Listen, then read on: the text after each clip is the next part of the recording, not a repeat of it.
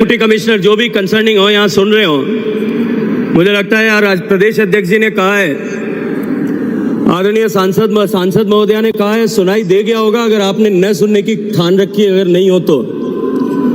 ये जो सामने खाली जगह खड़े रहने के लिए सुनिश्चित की गई थी, कार्यकर्ता धूप में खड़ा होकर के माननीय मोदी जी की बात को सुनने के लिए आया है, आप उसमें स्पीड ब्रेकर बनने की कोशिश क्यों कर रहे हो? अलाउ करिए, जितने लोग हैं सामने आने वाले हैं, जो आना चाहते हैं उन सबको आने देंगे। बोलो भारत माता की। भाई आज है आपने नहीं समझ में आवे, जय मूर्ति बोलो जय, तो आप पुलिस वालों ने भी समझ में नहीं आवे। इस छोर से लेके उस छोर तक जयकार की आवाज आनी चाहिए और सारे हाथ ऊपर दिखाई देने चाहिए। पूरी ताकत के साथ में मुट्ठी भींच करके बोलिए भारत माता की, भारत माता की। बोलो तेजाजी महाराज की, बोलो रामसा पीर की। मंच पर उपस्थित भारतीय जनता पार्टी के आदरणीय प्रदेश अध्यक्ष सीपी जोशी साहब, मंच पर उपस्थित नेता प्रतिपक्ष आदरणीय राजेंद्र राठौड़ साहब, उपनेता प्रतिपक्ष आदरणीय डॉक्टर सतीश पूनिया जी, मंच पर उपस्थित सभी सम्मानित वरिष्ठ कार्यकर्तागण और लाखों की संख्या में राजस्थान के सुदूर कोने से, ढाणियों से, गांवों से, राजस्थान के हर एक बूथ से चल करके आए हुए मेरे सभी कार्यकर्ता बंधुओं बहनों, आप सबका मैं स्वागत करता हूं, अभिनंदन करता हूं। मित्रों, मैं आप सबका अभिनंदन इसलिए भी करना चाहता हूं कि आप सभी कार्यकर्ताओं ने राजस्थान में परिवर्तन के संकल्प को सुदृढ़ करने के उद्देश्य से भारतीय जनता पार्टी के प्रदेश अध्यक्ष आदरणीय सीपी जोशी जी के नेतृत्व में जो 4 कोनों से यात्राएं प्रारंभ की थी, उन यात्राओं को यशस्वी बनाने, सफल बनाने में भारी परिश्रम करके एक परिवर्तन के सारे भारतीय जनता पार्टी के कार्यकर्ता इस प्रदेश में किया। मित्रों, ये राजस्थान की नकारा निकम्मी सरकार, ये किसान विरोधी सरकार, ये महिला विरोधी सरकार, ये गरीब विरोधी सरकार, ये युवा विरोधी सरकार, ये ओबीसी विरोधी सरकार, ये दलित विरोधी सरकार और ये जनजातियों के, वनवासियों के विरोध में काम करने वाली सरकार, ये भ्रष्टाचारी सरकार, इस सरकार के को उखाड़ फेंकने के संकल्प को लेकर के भारतीय जनता पार्टी ने जो यात्रा की थी, उस यात्रा का समारोह करने के लिए आज हम सब यहां एकत्रित हुए। लेकिन मैं ये मानता हूं कि यह समारोह का कार्यक्रम नहीं है। अभी तो माननीय नरेंद्र मोदी जी की पावन उपस्थिति से, उनके एक एक शब्द से निकली हुई ऊर्जा से इस परिवर्तन के संकल्प को और अधिक सुदृढ़ करके, इस विश्वास के साथ में, इस संकल्प के साथ में कि जब तक इस नकारा निकामी सरकार को उखाड़ करके न फेंक दें, तब तक न रुकेंगे, न थमेंगे, न थकेंगे, न झुकेंगे। भारतीय जनता पार्टी के कार्यकर्ता को एक नई ऊर्जा को लेकर के, एक नए संकल्प और विश्वास को लेकर के यहां से जाने के लिए आज का कार्यक्रम आयोजित किया गया। मित्रों, ये सरकार क्योंकि चारों को दिशाओं में, राजस्थान में सब जगह पार्टी ने जो सौभाग्यपूर्ण अवसर दिया, पिछले इस लगभग 1 महीने के कालखंड में राजस्थान के सभी दिशाओं में जाने का सौभाग्य मिला है और राजस्थान के सभी जिलों में, हर एक विधानसभा क्षेत्र में यह आवाज मुखर होकर के निकलती है कि अब की बार चुनाव में राजस्थान की जनता इस सरकार को, वर्तमान सरकार को उखाड़ करके फेंक देना चाहती है। मित्रों, ये आवाज जो राजस्थान के जन जन के हृदय से निकल रही है, इस आवाज को वोटों में घनीभूत करने के लिए भारतीय जनता पार्टी के कार्यकर्ता को संकल्पबद्ध होकर के काम करने की आवश्यकता है। अभी क्या बात कर रहे थे आदरणीय डॉक्टर सतीश पूनिया जी कि अभी पिछले दिनों में कांग्रेस के जो कार्यक्रम हुए, उन कार्यक्रमों में किस तरह के हालात थे और उन हालातों के मद्देनजर अब पिछले 3-4 महीने से कांग्रेस की वर्तमान सरकार को भी यह समझ आने लगा है कि अब हमारी सरकार जाने वाली है हम क्योंकि कोई भी डिलीवरी नहीं कर पाए इसलिए हमारी सरकार को बदलने का जनता ने मानस बना लिया। लेकिन उसके बाद में अब सरकार ने अपने आप को बचाने के लिए अनेक तरह के हथकंडे अपनाने शुरू किए, अनेक तरह की थोती झूठी घोषणाएं करना प्रारंभ किया है। पहले बिजली को लेकर के घोषणाएं की कि बिजली हम मुफ्त देंगे, लेकिन किसान बिजली न मिलने के कारण से अपनी फसल को जलते हुए देख करके खून के आंसू रोने के लिए मजबूर हुए।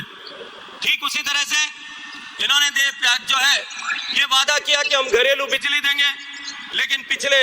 3 महीने से जब से 100 यूनिट बिजली फ्री देने का वादा किया था तब से गांव के ढाणियों के घरों से बिजली गायब हो गई है। 10-10 घंटे की बिजली अघोषित कटौती चल रही। ठीक इसी तरह से इन्होंने वादा किया कि हम मुफ्त गैस का चूल्हा सिलेंडर देंगे, 500 रुपए कम में सिलेंडर देंगे। माननीय मोदी जी ने 200 रुपए कम करके उस सिलेंडर की कीमत ही मात्र 900 रुपए से घटा करके 700 रुपए कर दिए, लेकिन फिर भी आज भी लोग इंतजार कर रहे हैं, ये सिलेंडर नहीं दे पाए।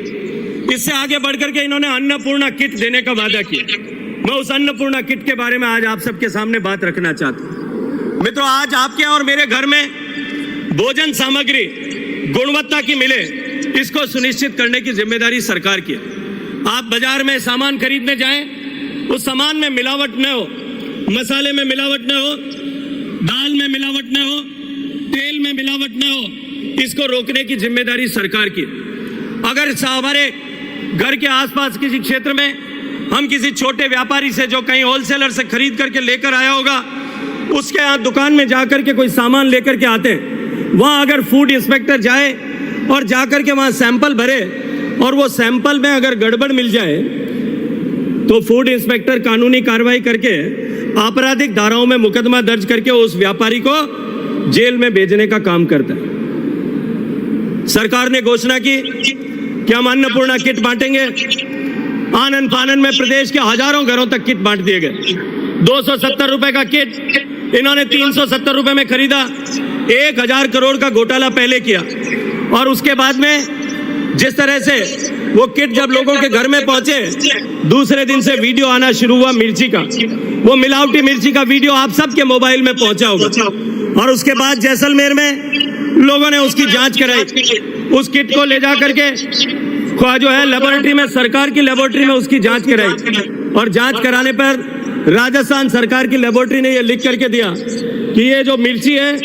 इसमें जो धनिया है, इसमें जो हल्दी है और इसमें जो नमक है, वो चारों मिलावटी है।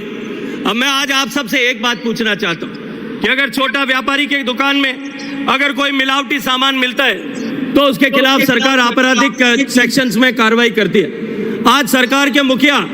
मैं माननीय मुख्यमंत्री जी का फोटो लगा करके, और अगर मिलावटी सामान आपके मेरे सबके बच्चों के स्वास्थ्य के साथ खिलवाड़ करने के लिए, मैं अपने चंद चांदी के टुकड़े अपने जेब में डालने के लिए, अपने घर भरने के लिए या अपने आकाओं को खुश करने के लिए, ऊपर गांधी परिवार का पेट भरने के लिए जो पैसा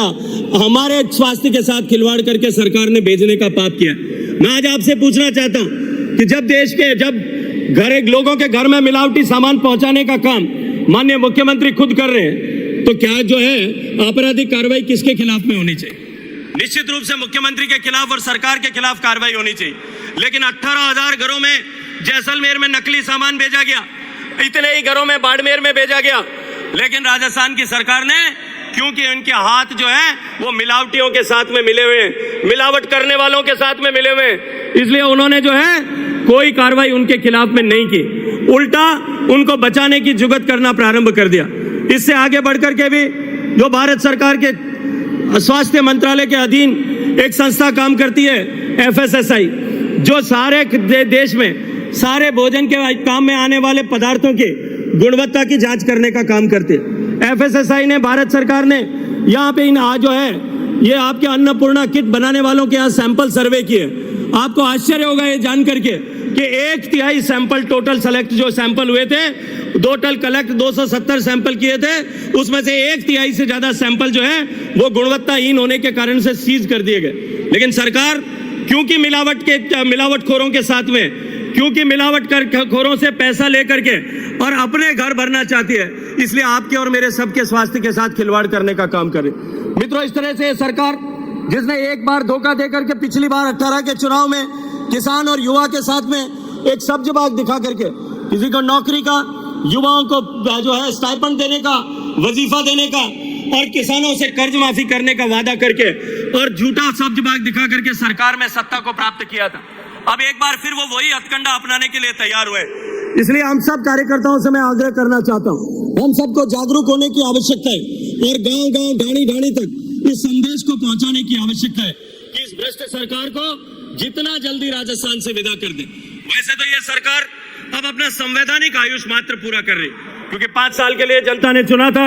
और 5 साल अभी अगले 1-1.5 महीने में समाप्त होने वाले। लेकिन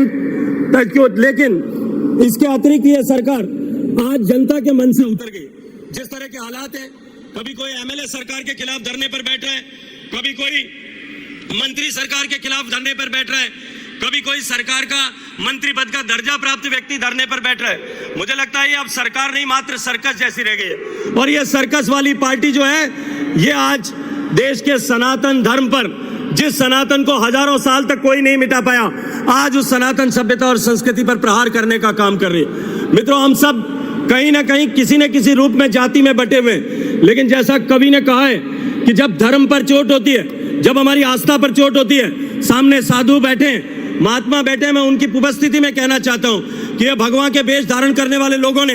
इस देश की सनातन संस्कृति और सभ्यता को हजारों सालों तक जो हमले हुए, उन हमलों के बावजूद भी बचा करके रखा था। इस सनातन को मिटाने के लिए जितने षड्यंत्र किए गए, जितने कुचक्र किए गए, जितने कुठाराघात किए गए, जितने हमले किए गए, तीर तलवार बौछार बंदूक तोप, इन सब से मिटाने का और बाद में बौद्धिक षड्यंत्र से मिटाने का भी प्रयास किया गया। लेकिन हमारे इन ऋषियों मनीषियों, हमारे साधुओं, हमारे अग्रजों के चलते हुए या तो अपने पुरुषार्थ के दम पर हमने सनातन को जिंदा रखा और यह बौद्धिक कौशल के आधार पर इस सनातन को बनाए रखने में हमने सफलता प्राप्त की। लेकिन आज एक बार फिर इस भारत के बदलते हुए परिदृश्य, भारत की बढ़ती हुई ताकत, भारत की बढ़ती हुई हैसियत, भारत की बढ़ती हुई क्षमता, भारत की बढ़ती हुई संपन्नता, इन सब से पीड़ित होकर के भारत विरोधी ताकतें एकत्रित हुई हैं और देश को आगे बढ़ाने के सूत्रधार माननीय नरेंद्र मोदी जी का पराभव करने के लिए उनके इशारों पर जुट करके देश में भी अनेक लोग एक साथ एकत्रित हुए। उन्होंने एक संगठन बनाया और वो घमंडिया संगठन देश में सनातन को समाप्त करने का स्वप्न देख रहा है। मित्रों, हम सबको पूरी ताकत के साथ में जुटना होगा और जैसा कवि ने कहा है कि कंधों से चौड़ी छाती नहीं होती और धर्म से बड़ी जाति नहीं होती। हम सब उससे ऊपर उठ करके एक सूत्र में एक राय होकर के संकल्पबद्ध होकर के जुटे कि हम सब लोग इस सनातन को जो है, सनातन को हराने वाले, सनातन को समाप्त करने का सपना देखने वालों को, सारे सपनों को तोड़ करके देश में सनातन को पुष्ट करने वाली सरकार बनाने के लिए काम करेंगे। आप सबको इसी आशा और अपेक्षा के साथ में कि ये चुनाव केवल साधारण चुनाव न मानते हुए हम सब लोग पूरी ताकत के साथ में इस चुनाव को इन ऐसे सनातन विरोधी ताकतों, ऐसी भारत विरोधी ताकतों को एक स्पष्ट संदेश देने के लिए इसका उपयोग करेंगे। इस अपेक्षा के साथ में आप सबका अभिनंदन करते हुए मैं अपनी वाणी को विराम देता हूं। बोलिए भारत माता की।